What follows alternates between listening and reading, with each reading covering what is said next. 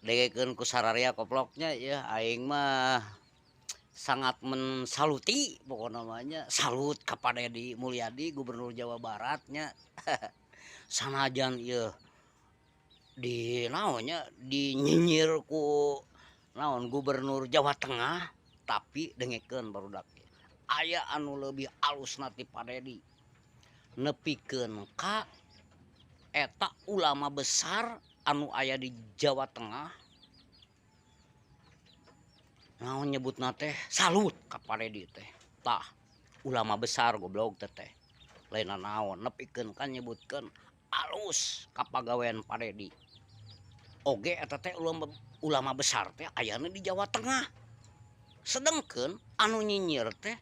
Gubernur Jawa Tengah ka Pak Dedi jeung urusanana Pak Jawa Tengah jeung Jawa Baratnya tah ku alusna Pak Dedi nya sanadan dinyinyir ku urang Jawa Tengah Bapak Gubernur yang terhormat tapi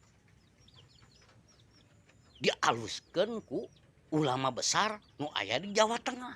hatur nuhun Pak ulama di Jawa Tengah tah ciri-cirina jelema ulama anu memperhatikan jelema anu bakal bener gitu nya dengaran jelema mah aya salah jeung bener tapi menurut aing Pak Dedi mah geus alus cek aing gitu teuing cek pamikiran siama da ku tara ngopi gitunya tapi lamun ku pamikiran anu sok ngaropi eta teh seorang pamimpin anu alus gitu atuh goblok sia teh jadi ulah naonnya ulah hayang nyalinyir jeung ngaharujat wae atuh sia teh kudu dipikirkeun perjalanan anak Pak Dedi gitu tah sakitu we teh aing mah nya omat-omatnya cing balalener hirup malah nya jadi lamun bener mah ngopi ge ngeunah gitu atuh